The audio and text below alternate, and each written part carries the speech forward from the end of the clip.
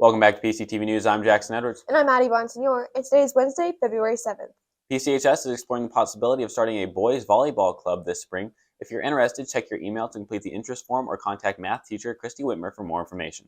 Yesterday evening, Special Olympics completed their second annual basketball showcase. Over the weekend, they competed in their first basketball tournament and brought home the gold medal. Congratulations to them. Congratulations to all of our choirs who competed over the weekend. Sound Express placed second overall as well as received honors for Best Ballad and Outstanding Performer for Kennedy Briscoe. Congratulations to Varsity Girls Swim and Boys Wrestling for placing first in the Suburban White Conference.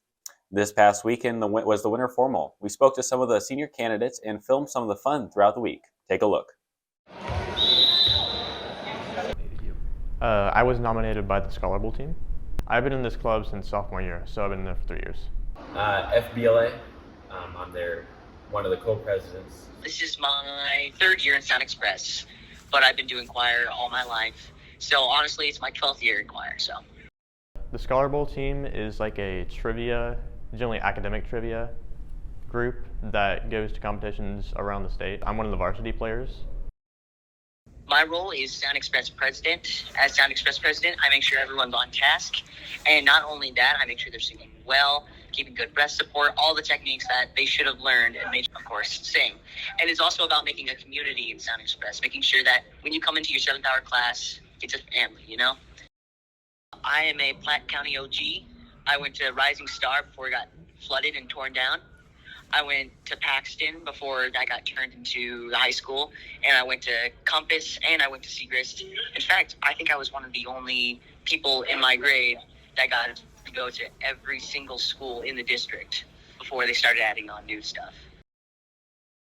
I don't know, because it's just a thing. Like, I get nominated every year, so I don't know. What should I say? I am so very honored to get recognition from my friends. Whether they meant to or not, it's still an honor.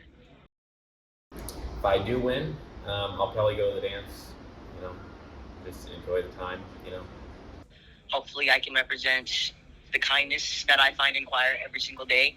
Hopefully I can represent the dedication that I find in choir every day. And hopefully I can just represent the amount of different people that I see in choir every single day. Congratulations to Alex Beeman and King Sam Ragone. Parent-teacher conferences will be Thursday, February 15th with a 3-hour early release. College and career advisor Michaela Murphy will be hosting a FAFSA night that evening as well. She told us more about the FAFSA and how she can help you navigate the form that determines your financial aid for attending college. So the big things to know is that it just opened, and because it's a brand new FAFSA form, they're still working out some kinks. So according to the email that I got Friday, so today, it's going to be closed for the next week periodically so they can fix issues as they come up. But starting the week of the 15th, they're supposed to be open all the time. So if you can't get in, that's why. I think it's important for us to know that even though it seems kind of scary because the FAFSA is not, we don't really know what's going on yet and it's kind of on and off, that this is the same thing for everyone. Every senior in the country is going through this right now. It's not just us. So colleges know that, schools know that. So just to have some patience and we'll get through it together. So the FAFSA completion event is just a night here at the school that we'll have where seniors and their parents can come in and work on completing the FAFSA and have some help as they do it, especially if you're nervous about it or your parents are nervous about it. I'll be here. We'll have some other financial aid counselors here to help us go through the FAFSA and get it done. Students will need to come in, students and parents both need to come in with their FSA IDs, so their FAFSA accounts already made. They have to be made at least 3 days before you file the FAFSA. So, but the week before, you have to have those created. But besides that, they just come in, bring all their login information with them. So students need to tell their parents that their parents' information is part of it, so parents will need to help them do it. But that doesn't mean that their parents are going to help them pay for college necessarily. They just have to have their parents' information on the FAFSA. The priority deadline for this year is April 1st to get the FAFSA done. So you have at least 4 months of that priority time frame.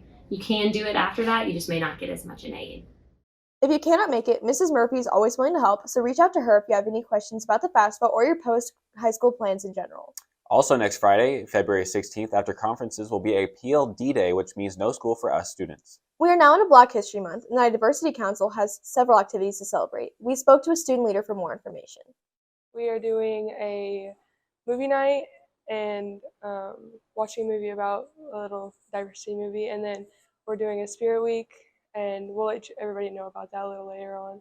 And then we're also doing announcement trivia over songs from like later on, and then we're doing you get a prize whenever if your PLT wins it.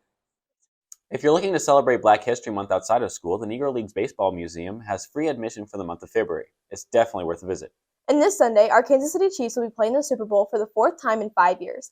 Good luck to them and fingers crossed for a day off for the victory parade. In recent years, we have welcomed more SROs to our school, and we thought it'd be a good idea to get to know more about them and their roles. Take a look. So as a school resource officer, which is what SRO stands for, we are responsible for the safety and security of the building, making sure students, faculty, and everyone in the building that works and enters the building is safe and in a secure environment for learning and education.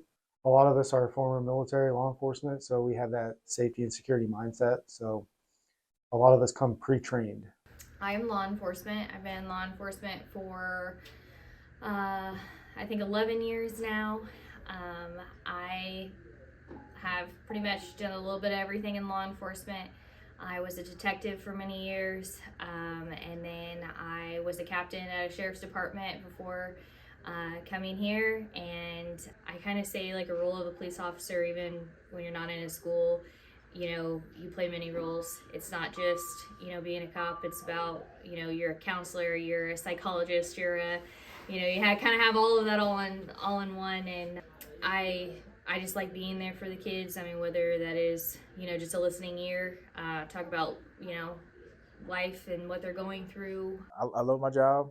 Love being around the students and to make a good impact in their lives, to be the best version of themselves. It helps out and to reach out to them so they know they have somebody else they can come talk to and confide in.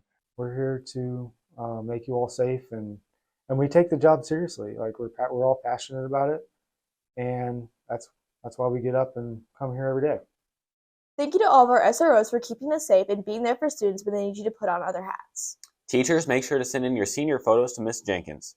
Thank you for watching, and remember, It's always a great day to be a pirate.